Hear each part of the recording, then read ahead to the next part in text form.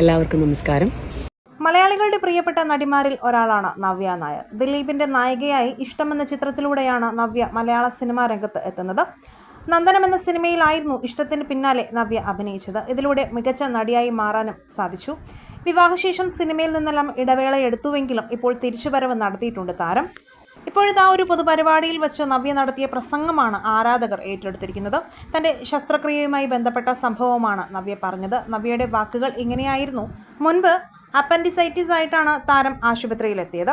എന്നാൽ തനിക്ക് സൂചി കണ്ടാൽ പോലും തലകറങ്ങി വീഴുന്ന സ്വഭാവമായിരുന്നു. അങ്ങനെ താൻ ഭയങ്കര വേദനയായിട്ടെത്തി. എറണാകുളത്തെ സൺറൈസ് ഹോസ്പിറ്റലിൽ എത്തിച്ചു. കീഹോൾ സർജറിയിൽ വളരെ ഫേമസ് ആണെന്ന് പറഞ്ഞതുകൊണ്ടാണ് ഇവിടേക്ക് വന്നത്. സർജറി ചെയ്യേണ്ട ആവശ്യമില്ലല്ലോ എന്നാണ് ഞാൻ പറഞ്ഞത്. വെറും ആൻറ്റിബയോട്ടിക് മാത്രം മതിയെന്നാണ് താൻ പറഞ്ഞത്. ഡോക്ടർ പേടിക്കേണ്ട എന്നൊക്കെ പറഞ്ഞു. എനിക്ക് BP ഒക്കെ ലോ ആയിരുന്നു. പേടിക്കേണ്ട എന്നൊക്കെ പറഞ്ഞ ഡോക്ടർ ഭയങ്കര ഫ്രണ്ട്ലി. അടുത്ത റൂമിൽ പോയി ഒരു ഇഞ്ചക്ഷനൊക്കെ എടുത്താൽ ഓക്കെ ആകും എന്ന് പറഞ്ഞു. അങ്ങനെ ഒരു നേഴ്സ് വന്ന് എനിക്ക് ഇഞ്ചക്ഷൻ എടുക്കാൻ തുടങ്ങി. ഞാൻ ചോദിച്ചു എന്ത് മരുന്നാണ്, എന്ത് ഇഞ്ചക്ഷൻ ആണെന്നൊക്കെ. ഞാനിങ്ങനെയൊക്കെ ഓരോന്ന് ചോദിക്കുന്നുണ്ടായിരുന്നു. അപ്പോൾ നേഴ്സ് ഇത് അനസ്തേഷ്യ ആണെന്ന് പറഞ്ഞപ്പോഴേക്കും എൻ്റെ ബോധം പോയി. ഞാൻ ഔട്ട് കംപ്ലീറ്റ് ആയി.